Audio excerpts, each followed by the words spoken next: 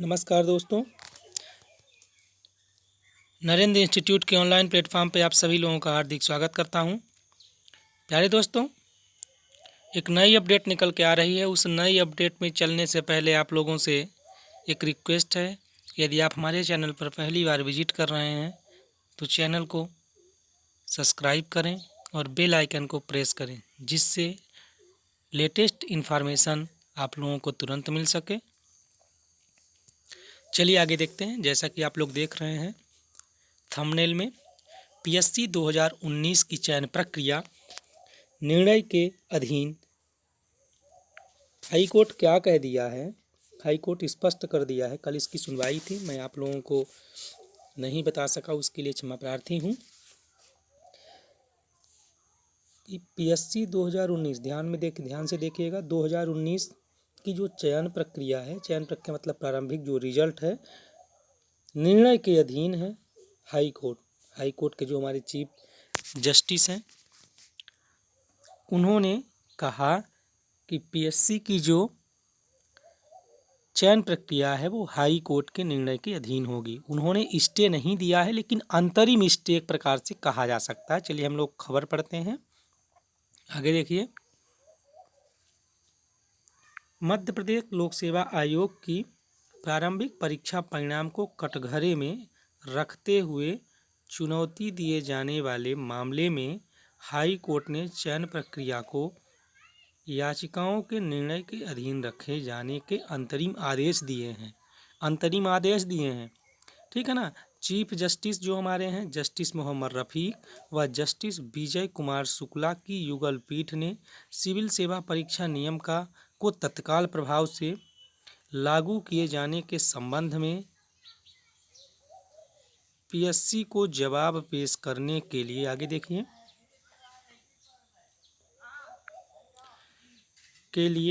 PSC को जवाब पेश करने के निर्देश दिए हैं। एक बात और आप लोग ध्यान से देख लीजिए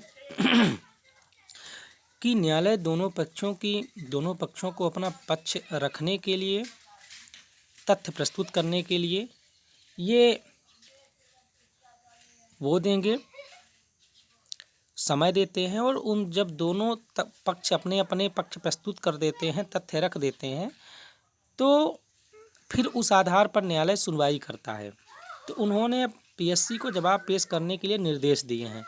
इसके साथ ही ग्वालियर व इंदौर में दायर संबंधित याचिकाओं की सुनवाई भी उक्त याचिकाओं के साथ संयुक्त रूप से 4 फरवरी को किए जाने के निर्देश दिए हैं। ये पहले 25 जनवरी थी, ठीक है ना, जो कि 4 फरवरी है। सभी लोग देख लीजिएगा। यह मामले अपाक्ष संगठन सहित SC ST OBC एवं EWS के अभ्यर्थियों की ओर से दायर की गई है, जिसमें मध्य प्रदेश लोक सेवा आयोग द्वारा प्रारंभिक परीक्षा 2019 का 21 दिसंबर को वैधानिकता सहित मध्य प्रदेश सिविल सेवा परीक्षा नियम 2015 के संशोधन 15 फरवरी 2020 की संवैधानिकता को चुनौती दी गई है। इस खबर का जो निचोड़ है, ये सुनिए आप लोग कि इस खबर में क्या है। जो 2-3 पॉइंट निकल के आ रहे हैं। पहला तो हो गया परिणाम के क्या हैं, 2 पॉइंट हैं। एक तो इसमें आरक्षित संवर्ग के जितने बच्चे हैं, आरक्षित संवर्ग वाले सब पार्टी बने हुए हैं, ठीक। और दूसरी तरफ इन्होंने रोक लगाई है। कौन? हाई कोर्ट, उच्च न्यायालय,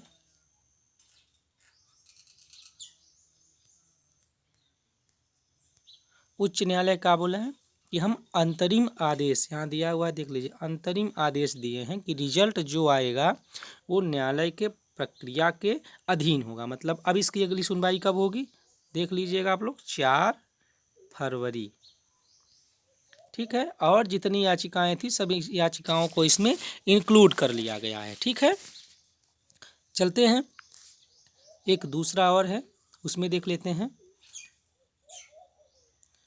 अब इसमें क्या है, सेम वही बात है, अलग अलग न्यूज़पेपर की कटिंग है, सोचे हम बता दें दोनों को। याचिका के निर्णय, याचिका के निर्णयाधीन रहेंगे पीएससी प्रारंभिक परीक्षा के परिणाम। स्पष्ट रूप से दे दिया गया है कि याचिका के निर्णय के अधीन रहेंगे, मतलब जो सुनवाई होगी उसके अधीन रहेंगे पीएससी की प्रारंभिक परीक्षा के परिणाम।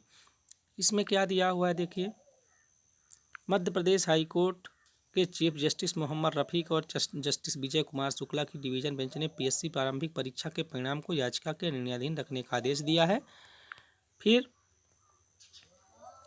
डिवीजन बेंच ने इस मामले में राज्य शासन और पीएससी को जवाब प्रस्तुत करने के निर्देश दिए हैं। अंतरिम राहत के प्रश्न पर 4 फरवरी को सुनवाई की जाएगी।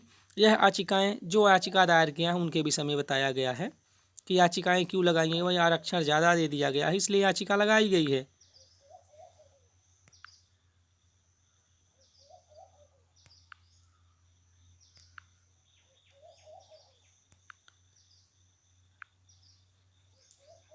आगे देखिए, प्रारंभिक परीक्षा परिणाम 2019 अनारक्षित वर्ग को 40% दे दिया गया है। ओबीसी को 27%, 16% एससी को, 20% एसटी को, 10% ईडब्ल्यूएस को। इस प्रकार 113% हो जाते हैं टोटल।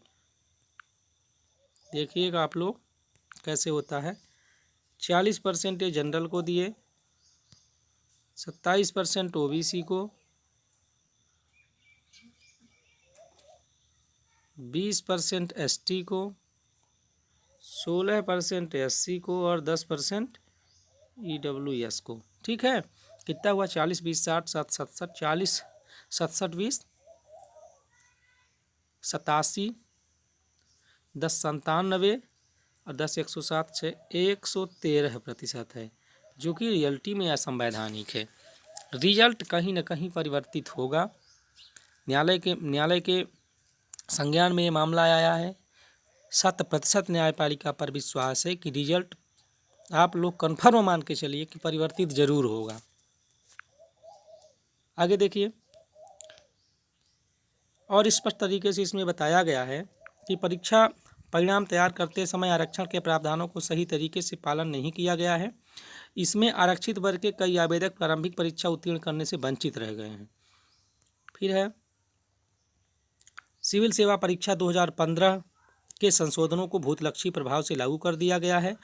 वरिष्ठ अधिवक्ता नमन भगीरथ होगा, इसमें मिसटाइपिंग हुआ है, रामेश्वर पी सिंह और विनायक शाह ने तर्क दिया कि परीक्षा के परिणाम तैयार करते समय लोक सेवा आरक्षण अधिनियम 1954 की धारा 4 की उपधारा 4 के प्रावधानों को लागू कर दिया गया है, जिसके तहत अंतिम चयन के समय आरक्षण का लाभ दिया जाएगा। पीएससी की ओर से वरिष्ठ अधिवक्ता प्रशांत सिंह और राज्य सरकार की ओर से उप महाधिवक्ता स्वप्निल गांगुली, ये दोनों सरकार का पक्ष रख रहे थे। उन सुनवाई के बाद डिवीजन बेंच ने पीएससी के प्रारंभिक परीक्षा के परिणाम को याचिका के निर्णयाधीन रख दिया। क्या बोले? ये याचिका के सुनवाई के निर्णय के अधीन रहेगा। तो अब कुल मिला के एक बात मैं और स्पष्ट कर दूं अच्छे से, रिजल्ट रिवाइज हो सकता है, ठीक है ना, रिवाइज हो सकता है। और जो सुनवाई है वो 4 फरवरी को होगी, ठीक है, 4 फरवरी 2021 को होगी। तो जो लोग 1 नंबर 2 नंबर से मेंस में नहीं हुए हैं, मतलब जो आरक्षित संवर्ग के नहीं हुए हैं, वो अपनी तैयारी जारी रखें। आगे आने वाले समय में हो सकता है कि अगर माननीय जो न्यायालय है, जो हाई कोर्ट है, जो उच्च न्यायालय है, उस पर भरोसा है, पूरा विश्वास है कि लोगों के प्रति अन्याय नहीं होने देगा। जो परीक्षार्थी हैं उनके प्रति संवैधानिक तरीके से ही कार्यप्रणाली लागू की जाएगी। दोस्तों, मिलते हैं नेक्स्ट वीडियो में, तब तक के लिए धन्यवाद।